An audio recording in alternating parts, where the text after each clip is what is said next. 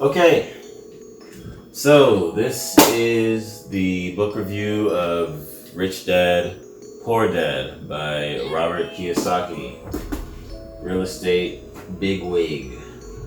So, lesson 1, the rich don't work for money. The rich don't work for money. What does that mean? So, essentially, sorry, my lips are mad glossy. I got punched in the mouth. I'm not a faggot. Ooh. Do I say faggot on this channel? Fuck it. Keep it in. But yeah, the rich don't work for money. So there's a difference in mindset, essentially, between the rich and the poor. So, the poor work for money. The rich have money work for them. What does that mean? So Robert Kiyosaki talks about so the whole rich dad, poor dad thing is that this nigga had a rich dad, which wasn't his real dad, it was like one of his buddy's dads. And then his poor dad was a professor who didn't like money, yada yada yada. So his rich dad told him that there are two things that motivate the poor at any given time, at least financially. Fear and greed. Fear and greed. These are the two motivations that affect the poor in particular at any given time. Fear of losing their job, fear of losing their money, and greed. Buying stuff they can't afford, racking up debt in a cyclic cycle, right? Because of the greed, they can't leave their job for fear of losing their job. They stay stuck in a dead end, whatever the fuck, where they're sucking the teat of whatever corporation that they're working for at the time, instead of taking on some risk and potentially making it on your own, right? So, with that in mind, how does that tie into the rich don't work for money? So with that in mind, right, the poor, they have a cycle, right? What are some of the things that the poor do consistently? Let's say they get their paycheck. Immediately spend it. Boom, it's gone. After they pay off the mortgage, the cars, whatever, they're buying shit, they're racking up debt, yada, yada, fucking yada, right? And they do that, they stay in that cycle ad infinitum for their entire fucking lives. The rich don't do that. The rich take risks, calculated risks, bets. That's something that we'll talk about in our next book review. But they go out of their way to make sure that their money works for them. What does that mean? Instead of buying commercial goods with their money, they're investing it into assets that will earn them income. That's essentially all this fucking means. No reason to make this long. Let's move on to the next lesson. Is there anything else in here? Any good quotes? Buying or building assets that deliver cash flow is putting your money to work for you. Boom. The nigga said it right there. As governments expand and need more and more money, the only place to get it is the middle class. What does he mean when he says that? You break it up into 3 classes, right? You have the lower class, broke niggas. The middle class, less broke niggas. Then you have the upper class. These are the rich niggas. Very, very kosher educational lesson here. The broke niggas, they got money to give the government. There's no money here. These guys are the guys celebrating, tax day. They get $2,000 of their own money back, spend it on Tim's, whatever the fuck. That was a racist example, but I'm black, so you can't.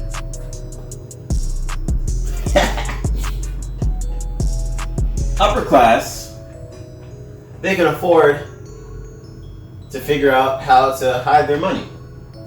The tax system is built for them because the tax system is built for entrepreneurs. Tax loopholes are not loopholes. They're there for a reason to incentivize entrepreneurship, right? Not to mention that these guys have teams of lawyers and financial advisors that help them to hide their money. The rich are never going to give the government their money. They will always find ways to hide it, or they'll just fucking leave because they have the capital, they have the means to do so. The same way, is that the same? The same way that raising minimum wage or whatever the fuck drove manufacturing business out of America into third world countries, not even third world, to China. The same way it'll drive out the rich once tax laws become too stringent. Watch. So, who's left? Ding, ding, ding. You guessed it. The middle class. The middle class always ends up footing the bill of tax policy. Because these niggas have nothing to give you. These niggas are gonna run. But your bitch ass with your house and your picket fence and your 2 fucking kids and your wife won't suck your dick anymore, you're not going nowhere. Right? And that's why we see the middle class shrinking and shrinking and shrinking and shrinking. And once the middle class disappears, this whole thing blows up. This whole thing blows up. Because as this disappears, wealth inequality looks more and more large by the day. Which doesn't really make sense, because it's easier to become wealthy today than any other period in history. If you can rub 2 brain cells together, really you can become rich at any moment, right? But the appearance of our society, and not even really the appearance, there is a lot of wealth inequality. But the issue is that no one's looking at the floor. The floor is constantly being raised. The amenities that even a broke person has these days is ridiculous. You have AC, you have internet, you have a phone, right? All sorts of things that make your life very fucking easy. The issue is everybody's pocket watching. You're looking at Jeff Bezos throwing himself into space, saying, "Why can't I do that?" Well, nigga, because you're not Jeff Bezos. How about that? But yeah, I got off on a little bit of a tangent there. The pattern of get up, go to work, pay bills, get up, go to work, pay bills. People's lives are forever controlled by 2 emotions, fear and greed. Offer them more money and they continue the cycle by increasing their spending. This is what I call the rat race. So that's what we just talked about. Okay, lesson 2, financial literacy. So in this one they teach us one main thing, and it just further illustrates the difference in mindset between the rich and the poor. And in order to do that, we have to cover two topics, right? 2 things we need to learn the definition of. One's called an income statement. The other one's called a balance sheet. So, what's an income statement? Income statement is the money coming in and going out of your account.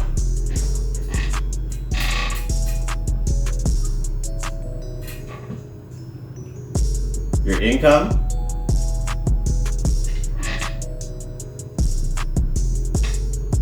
your expenses, coming in, going out. Yeah? Balance sheet. This is your assets versus your liabilities. I'm retarded. Yeah. So, I said that by looking at these two entities, your income statement and your balance sheet, you can state the difference of the mentality between the rich and the poor. These things never lie, right? So, what do I mean when I say that? Let's break it down. So, let's look at a poor man's income statement and balance sheet first. Poor nigga. Rich nigga. God, my sense of humor is so fucked. Alright. So, let's do the poor nigga first. His income. Where's his income coming from? Most likely he's not an entrepreneur. He works a 9-to-5 job. So, he gets a check from his job. Right? Job. That goes to his income. Now let's look at his expenses. The expenses come from his liabilities. So what liabilities does a poor person have probably? Probably has a mortgage. Unless he's fucking homeless. And then none of this matters. Mortgage, right? Car. Shit. Let's say he's got some kids, whatever, right? Food, right? Not to mention he's gonna be paying property tax. Property tax on that mortgage. What else? Oh my god, yeah. Student loans. Stud loans. You fucking stud. Credit card debt? Jesus Christ.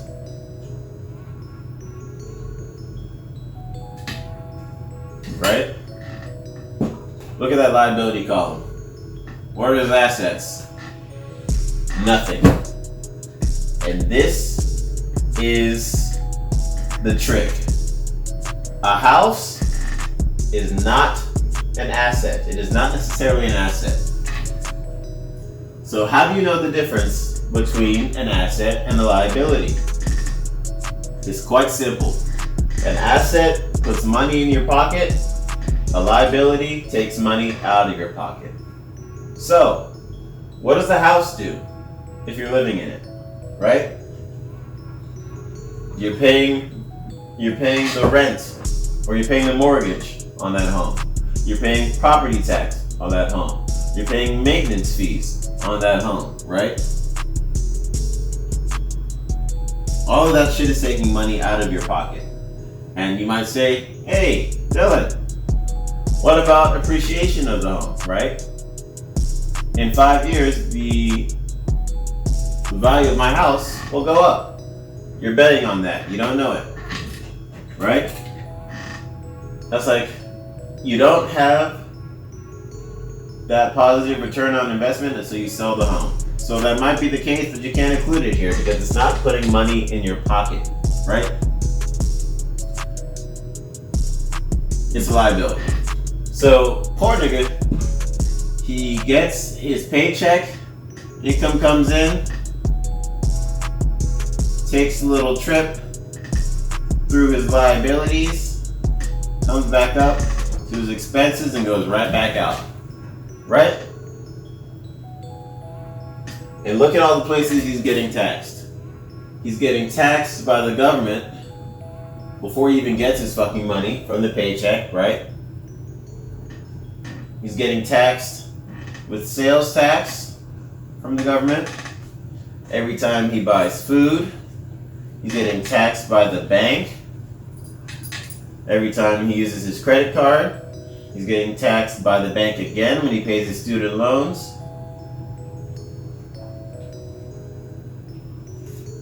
Where is he making money in this?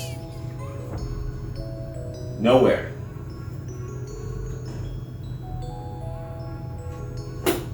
Yikes. Let's look at a rich nigga.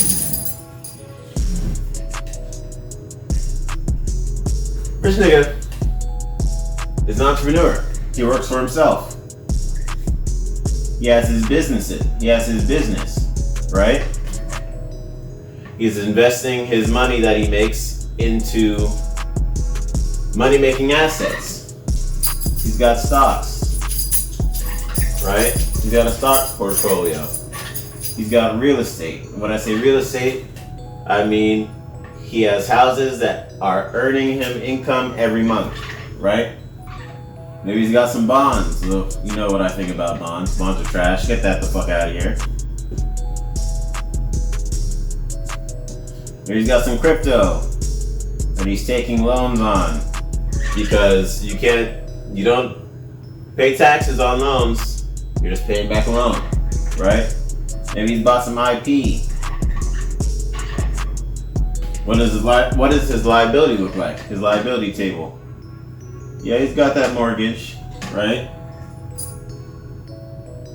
He's got the car. Kids, whatever the fuck, food, all that shit. Probably doesn't have student loans. He certainly doesn't have credit card debt. And actually, this car is a write-off for his business.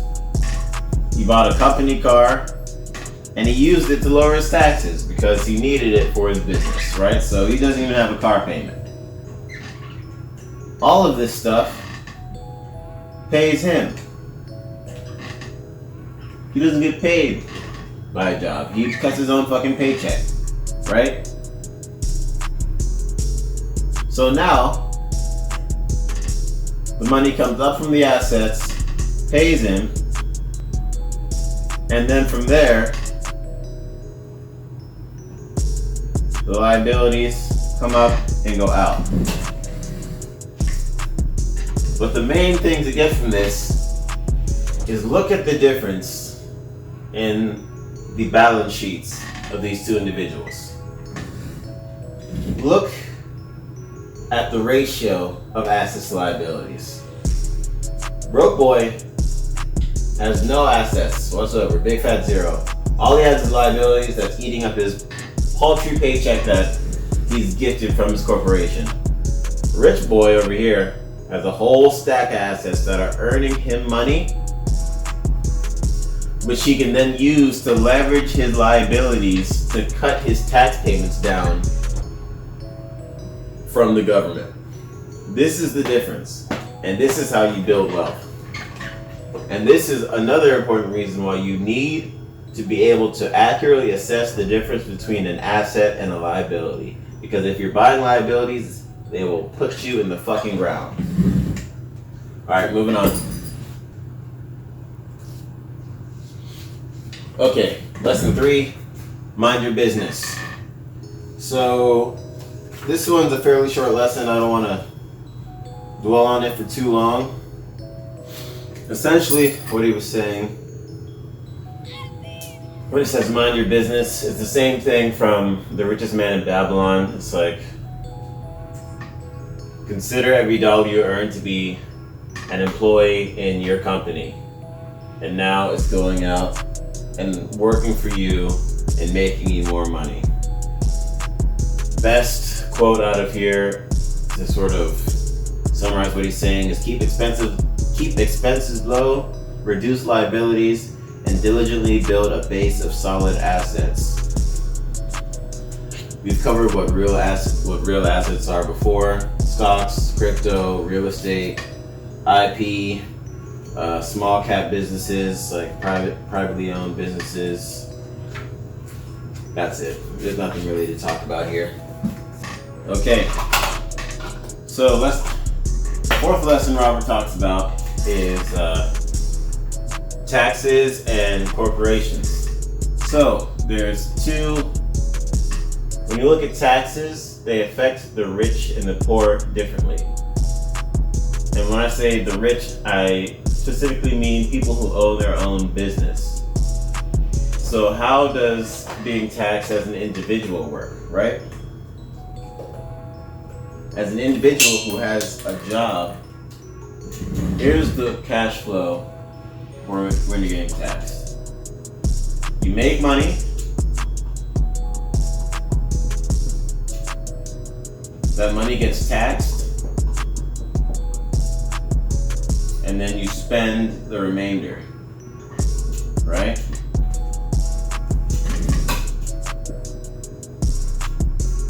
If you have a business, how does it work? You make money, when instead of being taxed immediately, you spend what you can on the business, of course, and then you're taxed on the remainder. This opens up a lot of opportunity to lower the amount of money that you owe the government, right? So, let's say,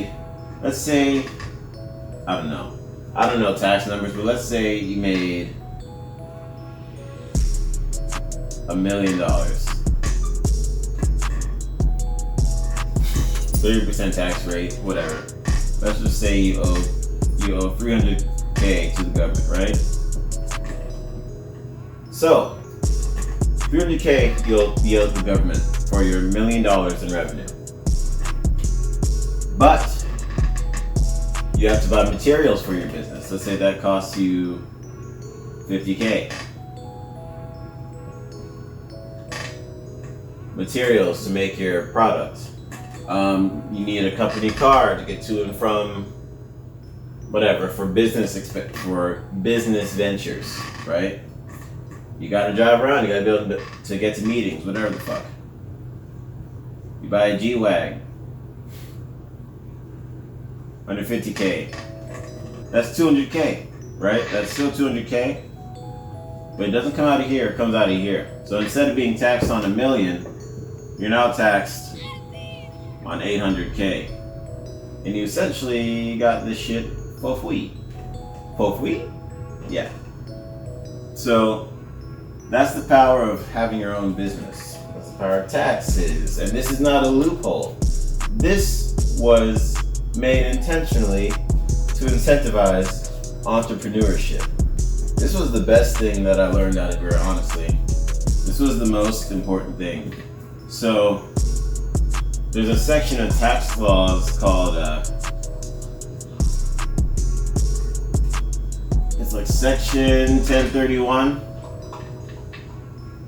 that says if you buy some real estate and then sell it, you don't owe taxes on it as long as you take that money and use it to invest on a piece of bigger real estate. So if I buy $1 million property, sell it, and then use that money to buy a $5 million property, I don't owe taxes on it. So, which allows you to snowball your money, which is fucking crazy. Okay. He also talked about the importance of financial IQ. If you want to operate in this space, you need to know what the fucking rules are. Right? Otherwise, you're gonna get fucking burned. He says there's 4 pillars of financial IQ. What are they? It's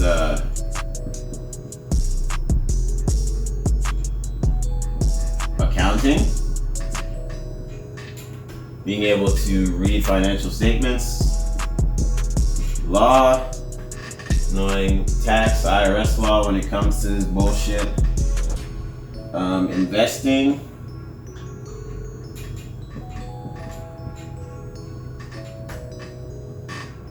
and understanding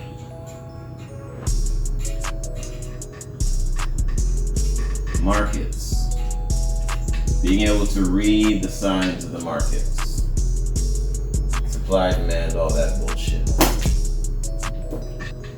The rich invent money.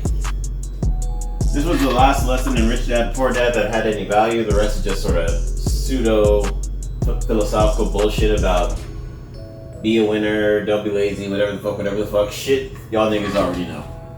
But this one was pretty interesting, I thought. The rich invent money. What does he mean by this? The rich broker deals that essentially make money out of thin air. Let me give you an example. So, let's say I find a property that I think is undervalued. I find an apartment complex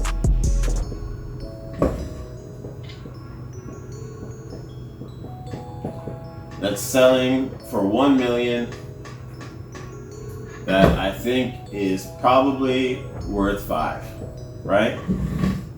But I don't have the capital. What I can do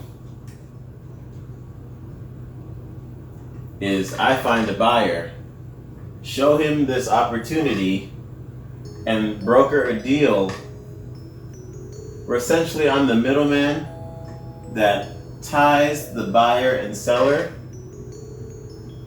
and establishes a deal between the two. Donald Trump did this all the time, which I'll talk about that when I do a review on the art of the deal. But essentially, I find a buyer that will supply me funding for me to manage the deal. So I go to the buyer, I'm like, hey, I found this $1 million property. I think it could be worth a lot in the next 2 to 3 years. Show them the numbers with yada yada yada. The dude says, bet, I'll buy the property.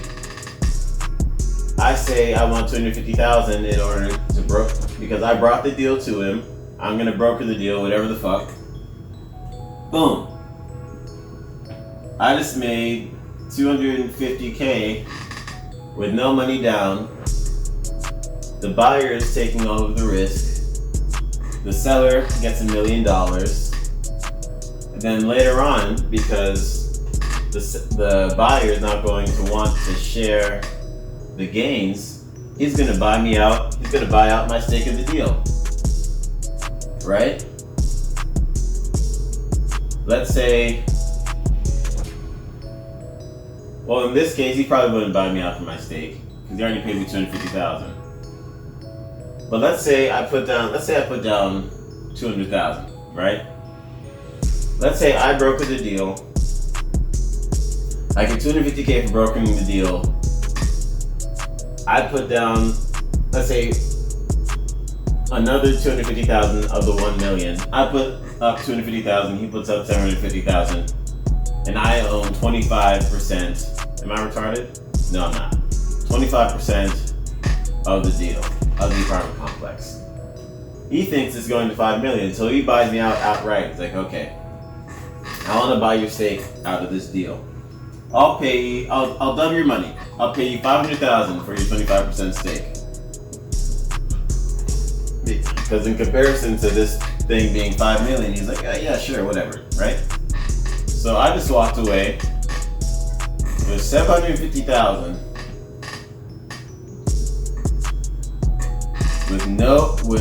well, this does have risk if I do buy a stake, but if I just did this, it'd be no risk. But I walk away, the hands free, the deal is no longer mine.